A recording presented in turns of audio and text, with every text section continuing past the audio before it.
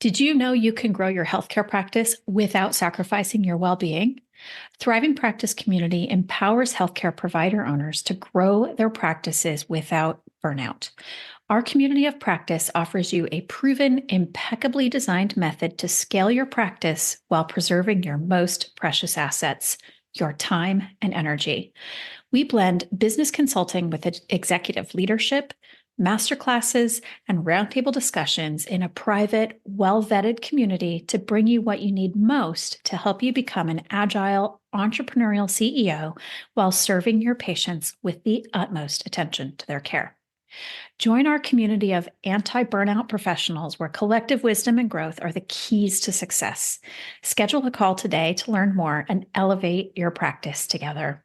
Go to thrivingpracticecommunity.com and click on schedule a call. Welcome to Thriving Practice, the show where we discuss all things business for practice owners, and we show you how you can grow your practice without working more or burning out. I'm your host, Tracy. I'm a business owner, consultant, executive coach, mom and bonus mom, and an avid trial by error gardener. I am on a mission to help private practice leaders take back their time while becoming exquisitely fulfilled, profitable business owners. My team and I are here to change how challenging it is to be on your own by showing you how you can slow down to speed up, grow your practice while taking back your time, and achieve an increased sense of satisfaction both at work and outside of work. Because what is the point of any of this if you're not enjoying it? So welcome to another episode where we support independent healthcare practice owners who are ready to reduce chaos, avoid burnout, and create a thriving business. Today's guest is Jessica Martin, a former school psychologist who transitioned into managing a successful dental practice, and she now consults with healthcare businesses. Jessica's unique background gave her profound insights into the importance of addressing patients' emotional needs for better care experiences and business outcomes. In Jessica and her husband's dental practice, they took a holistic approach that went beyond just dental procedures. They created a spa-like atmosphere with sensory experiences like temperature control and comfort items to help patients feel relaxed from the moment they walk in the door. Simple but powerful strategies like these allowed their patients to become open about their fears and anxieties.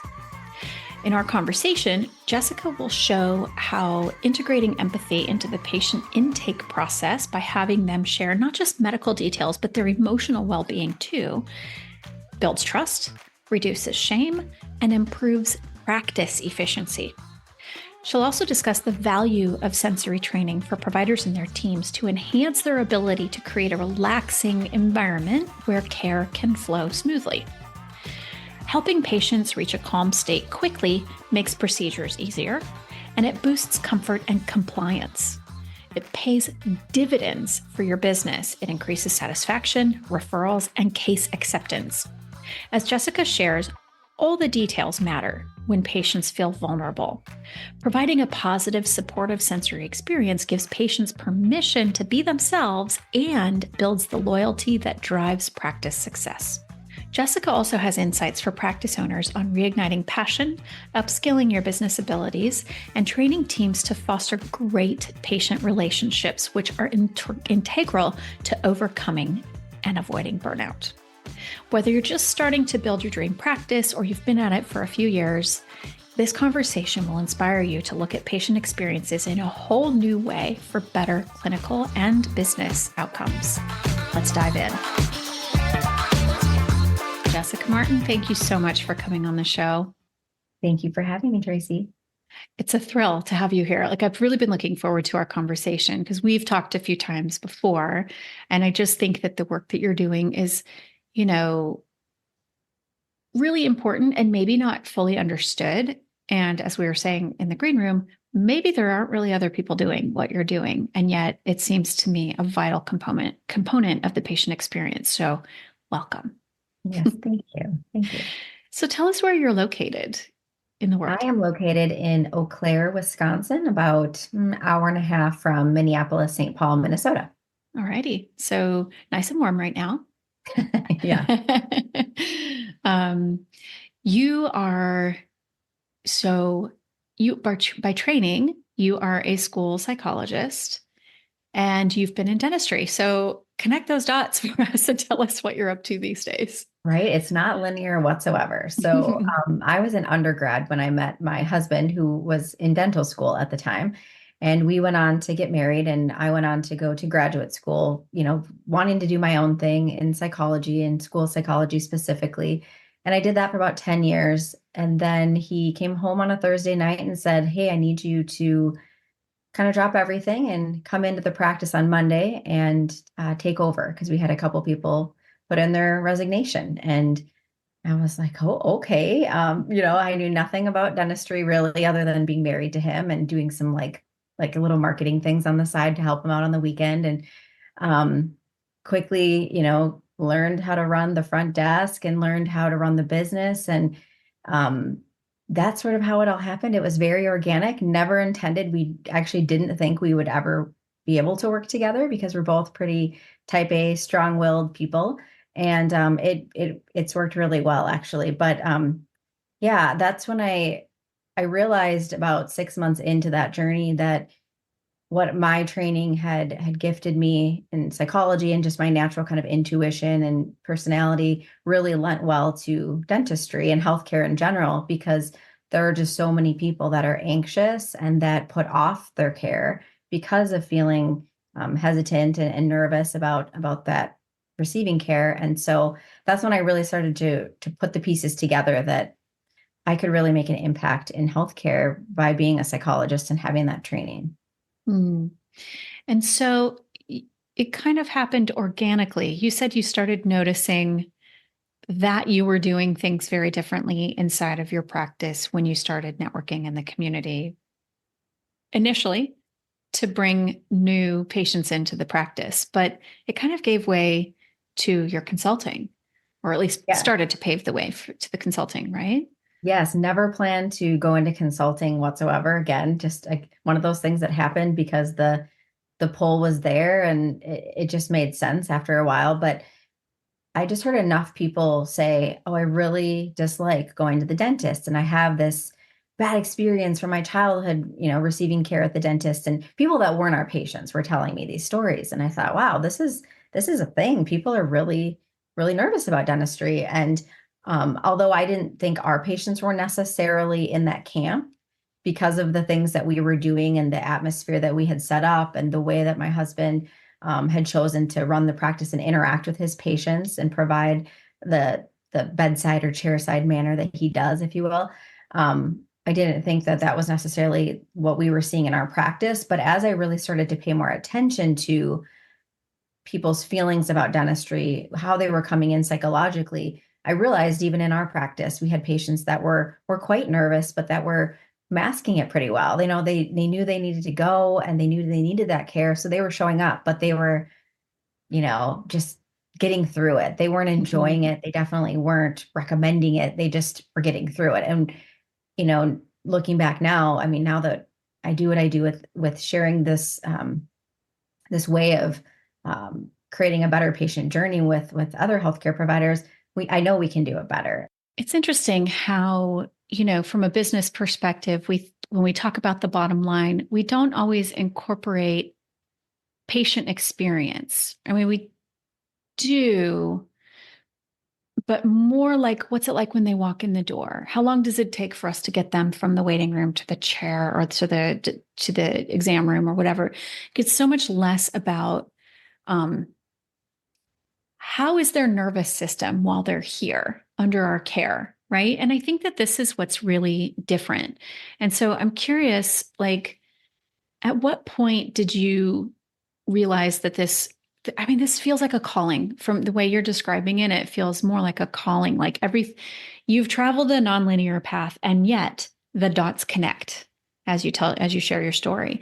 So at what point did you think, like, I need to go get this out to the world. I need to go start sharing this with other practices, with other healthcare providers. That's also something that sort of got presented to me. We were doing our thing really successfully, having a thriving dental practice, and just kind of making decisions for the business and for our patients and for our team and for the practice that we'd never imagined being able to make because of the demand that we created by doing it differently. And I was just sort of in that, living that and enjoying that, but promoting what we were doing still. And it's through networking again. I was, exposed to people from other parts of the country that would say, well, what do you do? And I'd say, oh, well, my husband and I own a dental spa. We brand as a spa, and a true dental spa. And there's like, that's a whole other rabbit hole we can go down. But anyway, and so then people their interest gets piqued and they say, well, what does that mean? And then I would explain how we do it differently and what those sensory supports look like and how we walk patients through this better journey. And I'd have people, I mean, I don't know how many times I heard people say, well, I want to go to your practice. Why doesn't my dentist do that? You should teach my dentist to do that. I probably heard that 20 times before I was like, okay, I think I'm getting it. I think I could teach other dentists to do that. And then I had other people that are healthcare providers outside of dentistry start to knock and say, hey, I see what you're doing in dentistry. Could you help my business? Because I'd like to make my patients have a better experience too. I understand that would be better for my business.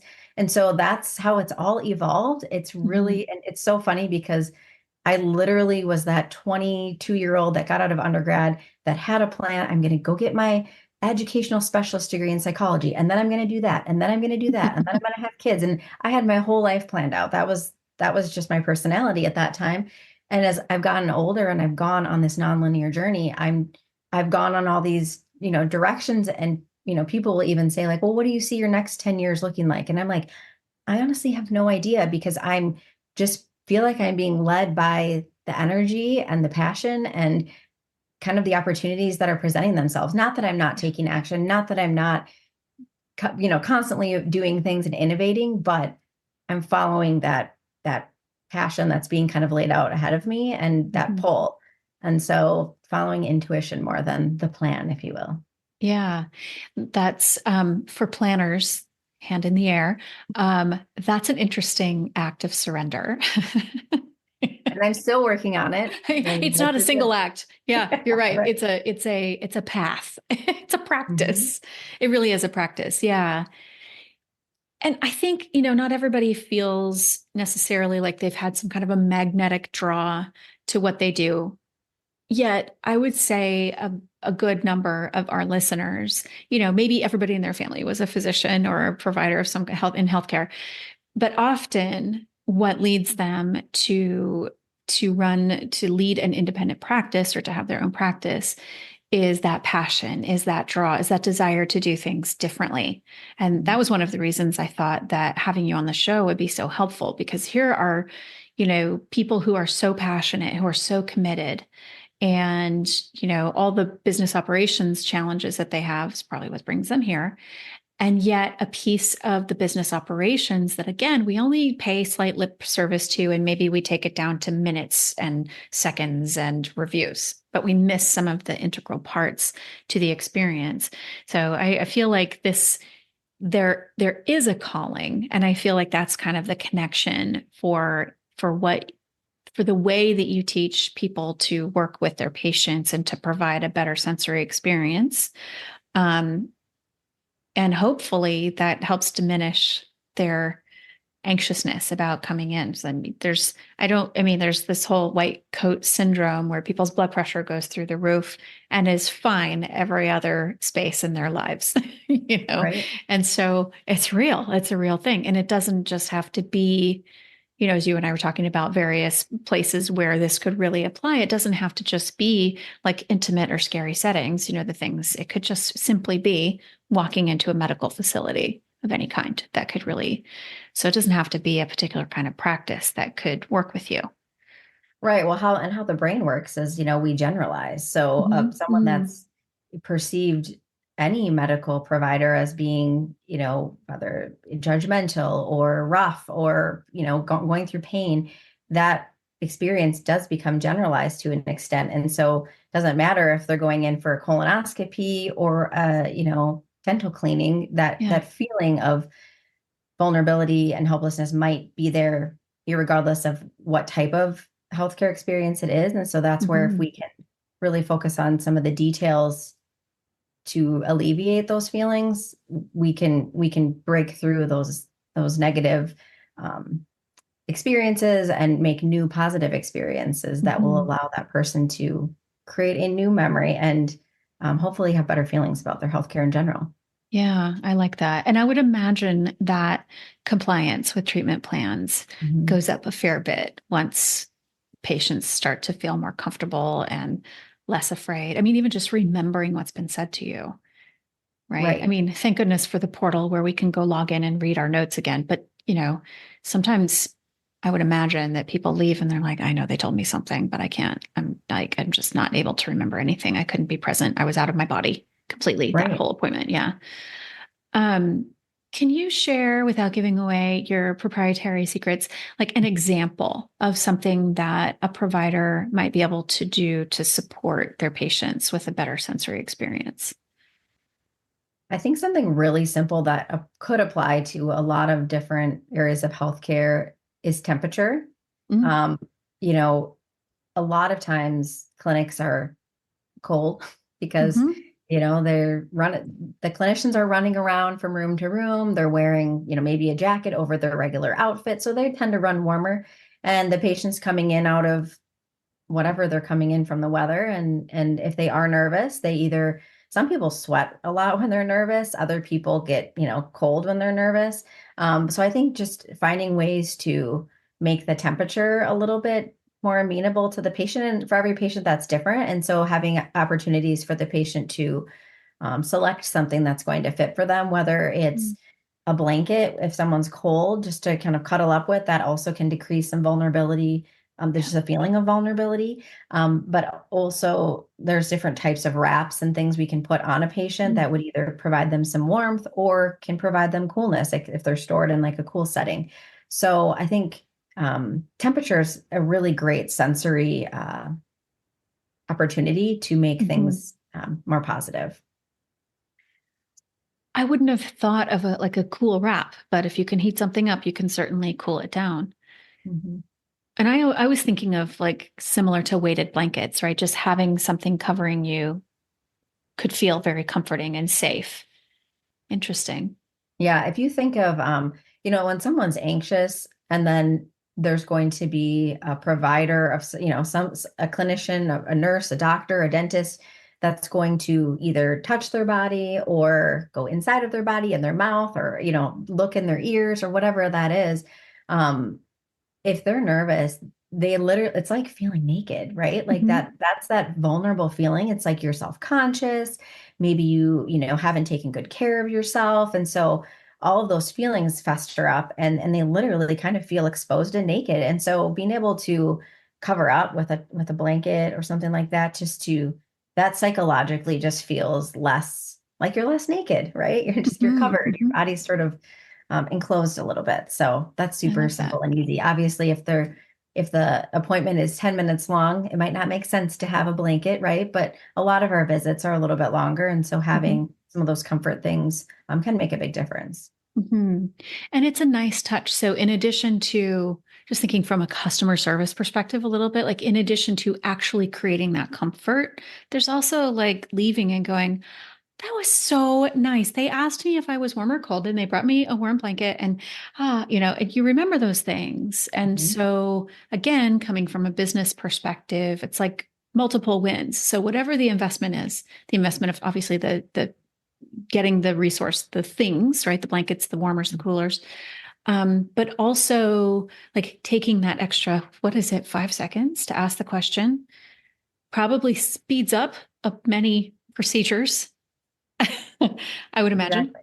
you're not Yeah. waiting for your patient to like center themselves. They're like, they're going to get in there much faster.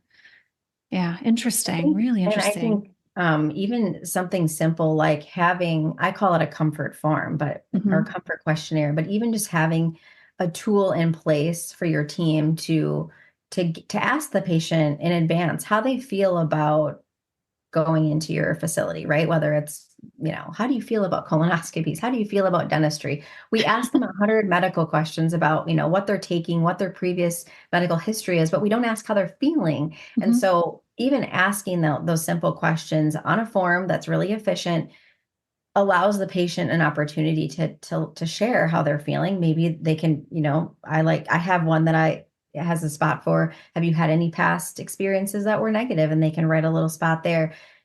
Even just opening up the conversation a little bit with an intake form like that can help that patient to feel so much more understood and help the Mhm. team to bring in whatever supports that might be available to help that go better.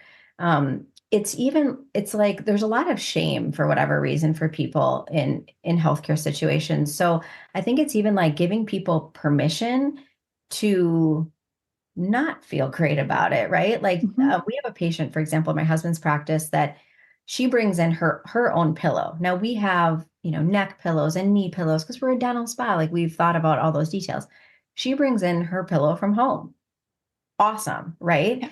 Yeah. That does not bother us whatsoever. It's great for her, but because of what we've created and how we interact with patients, and because we've polled her and we've talked with her, like she has permission to do that and not feel silly. Yep. And Yeah. that's huge. I think people just need to realize that however they feel, it's going to be okay and not going to be judged, and that those providers are there to help and they're going to try to make it better in any way they can. And then Yeah. that's trust. That's Yeah. loyalty. So, It's also a really practical solution, honestly, right? Like if you have a busy practice, which I've yet to, from a dental perspective, I've never met a dentist who's like, yeah, no patients, totally quiet around here, right? And any busy practice, like you're going to be busy and you're probably for all kinds of reasons really short on time, whether you're wanting to not give rushing to your patients and all of that feeling, you still also have the practical piece of it, which is we have X amount of time for this. We have a little bit of a buffer somewhere else in the day where we can kind of recapture, but we still have X amount of time. And so I think addressing some of those issues, this is my operations brain, is like going wild here. From an operations perspective, if you can recapture a minute or even 2 minutes here and there, it can change everything. It can shift the entire day. mhm, And of course, it shifts the patient's experience, which is the number one. And let's look at time as money and let's look at like the business side of things. Like if you're consistently running behind schedule and your patients are feeling that you're nervous and you're tense and you're like watching the clock and you have, tickets to the symphony, you're trying to leave on time, they're going to feel it. Right. right. So I feel like it's got so many practical applications that even if it requires an investment of time, of purchasing resources, of spending time working with someone like you to really learn what to look for. I would imagine that your training, we haven't even gone into this, but that your training covers that, right? Here's what to Yeah, look for. Here's how to address some of that. Here are the questions to ask. Here's the kind of language to use. Here's what not to say, right? right. That you have all of those pieces, that investment would be so worthwhile. It's funny because when I first started training in this way, I developed like a guide, basically. I wrote it all out because I thought, well, at a low price point, just like buying a book, people can buy the guide and then they can just do it. And I thought that I'll make money in my sleep. All these patients will be helped. It'll be beautiful, right? Famous last words right there. Yeah. So that was year one. And I did sell. I mean, I had a few doctors purchase the guide and that was awesome. But guess what? They didn't do it. They didn't actually implement. And what's so great about being involved in that implementation process is the knowledge of how to build it in efficiently, because the Mhm. first thing I always get, especially from, well, because I'm in the dental world a lot, I'll get from a lot of hygienists, I'll get, well, I don't have time to do anything more. I'm already, minutes, I don't have any minute to spare. And so when I help, whether it's dentistry or another area of healthcare, build in some of these sensory things that would be helpful for the patients, we build it into the time you're already taking with the patient, because Mm. nobody is bringing the patient back, sitting them in the exam chair or table and just going right at it, right? Like hopefully we're, easing them into the experience by saying, so how have you been lately? Taken any vacations? If you remembered something from the last visit, even better, right? You can have a little bit of a conversation, get things started, get them situated. That's the time that we're using to put these sensory kind of supports in place. We're not Mhm. adding more time to that treatment time. And like you said, when, if assuming it's dentistry or even like in a traditional, doctor's office where a nurse is taking vitals and then the doctor comes in, right? Once the patient's ready.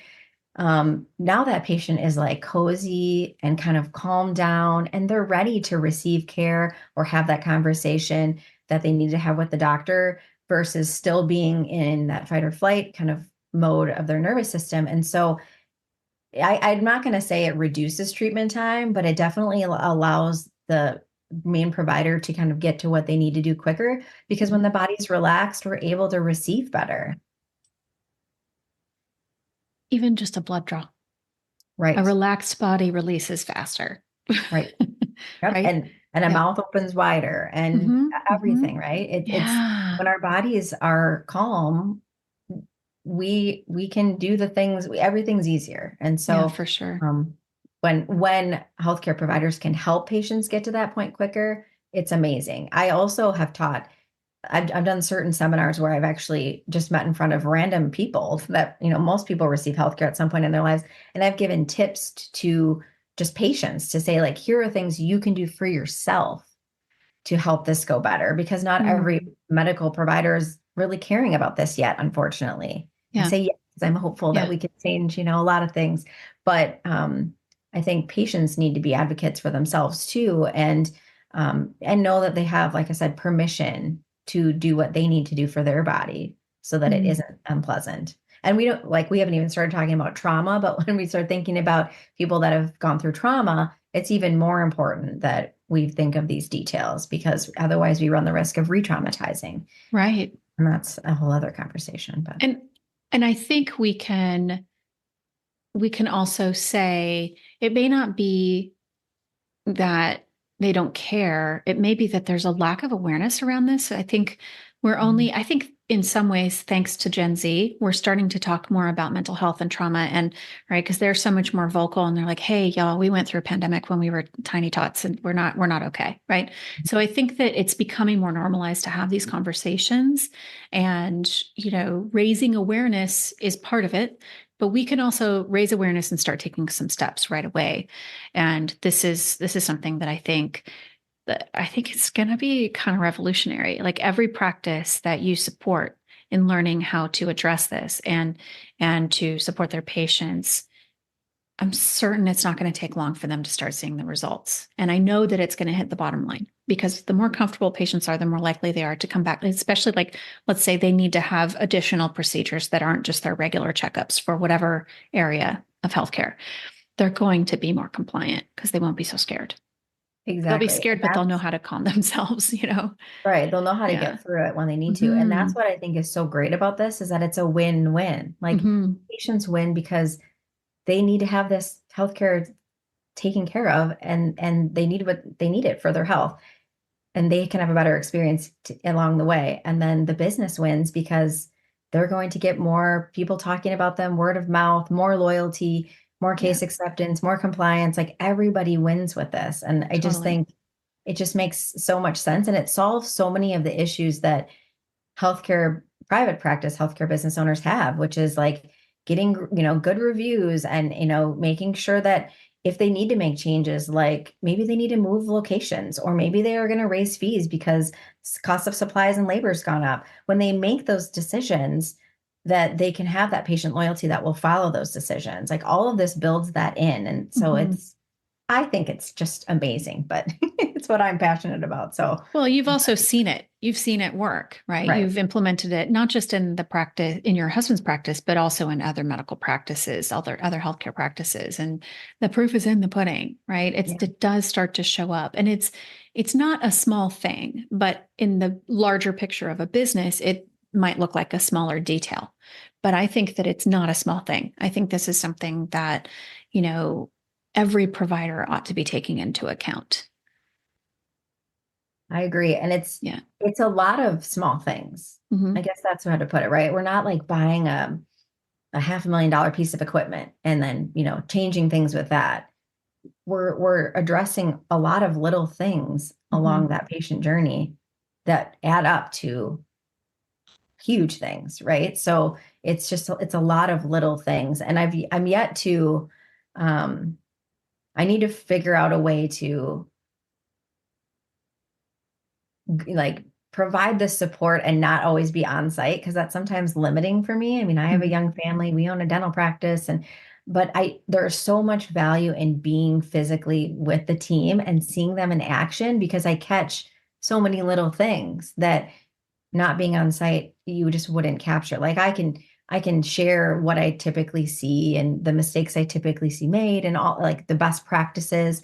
Um, but that's my next challenge, is figuring out how to Yeah. how to not necessarily be on site at with every client. But I love it though. It is really cool. And there's like, I hope I haven't sounded negative at all about healthcare, because there are so many great things we are doing. And that's the other piece of being working with clients and being a part of the team for my on-site visit, is that I'm reinforcing the things that they're naturally doing that they don't even realize are really great, right? They're just doing, Yeah. and making sure they can keep doing those things. Like, oh, the way you were interacting with that patient was awesome.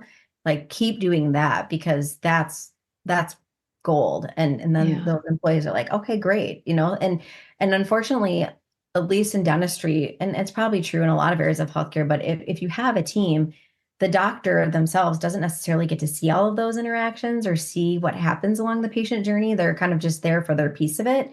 And so it's cool to, be able to share, like, your team is amazing in the way that they're having this conversation with patients, or the way they're setting this up, and let's reinforce that and let's add this to that. So a Mhm. lot of little things that can make, add up to a really big result. As you said in the intake form for the show, all the details matter. They do. Yeah. They really do. Yeah. Well, your passion is palpable. And I just think that what you're doing is such important and highly, highly needed service, but also like a part of like a compassion package. Like it just feels, to me, what you're doing, it feels warm. It feels very caring. I feel like not that care has left our system, but there's so many demands that it's Mhm. really challenging. So if you're saying this is a bunch of little things, it sounds to me like it's not too hard to implement. You just start with the ones that maybe feel the easiest and then add them as you become more versed in it. And I think that that's like our listeners need to talk to you. so, Thank you. I so agree. yes. So my next question is, how do they do that? How do they get in touch with you? Yes. So if my website is martinmanagementllc.com, and there's a way to reach me, there's a contact button, and they can get right to me, get right into my calendar Nice. right from there. Yeah. Awesome. We'll make sure that's clickable in the show notes. Is there anything that I didn't ask you that you wish that I had that you could share with our listeners? I think we all go into, well, and I can't say we, because I didn't necessarily go into healthcare, to start with, right? But I think most people that enter into healthcare, doctors, nurses, anybody that's wanting to heal and be a part of that process of helping patients and heal them, they go into it for really great reasons. And I think I've seen, as you own a business and as you start like wearing all the hats and worrying about all the things and looking at the bottom line and trying to be profitable and trying to pay your employees well and all those things, this part of it, this patient experience part of it can get lost in that, just because Mm. of all the other things that need to be focused on. So um, I think this process of examining the practice and really advancing and elevating the patient journey can bring a lot of the joy back to the profession as well, when we can really break it down to like those patient relationships. And a lot of doctors are really good with like their relationship with their patient, but they maybe haven't known how to train their whole team in that process, or Mhm. it's not all smooth, right? The whole process isn't smooth. And so I'm hopeful too that for doctors that are feeling like burnt out, or, business owners that have been struggling, that this is an opportunity to not only like tap back into their passion for why they got into it, but also grow the business and be, more desirable as a practice because of doing it better, I guess. Yeah. Yeah. I love that. I love that. Well, thank you so much for being on the show. What a great conversation. Thanks, Tracy. I am so appreciative of the work Jessica is doing and sharing with the healthcare community. Her insights on how to support a positive sensory experience for patients seem so simple, yet the ripple effect can be massive for your practice and for your community. We learned that by creating a friendly and comforting sensory environment for your patients, you can create loyal, returning, referring patients. Remember, it's not just about being patient-centric. It's about creating a calming environment that benefits everyone. So many wins. If you enjoyed this episode, make sure you leave a review so more practice owners like you can learn from myself and our incredible guests. Be sure to subscribe so you can listen for more expert tips and strategies to help you grow your practice without burnout. If you'd like to be part of a growing community of practice for provider owners like you, join us at one of our upcoming meet and greet events. Go to thrivingpracticecommunity.com and click on schedule a call to learn more. Thanks for listening, and until next time, take care.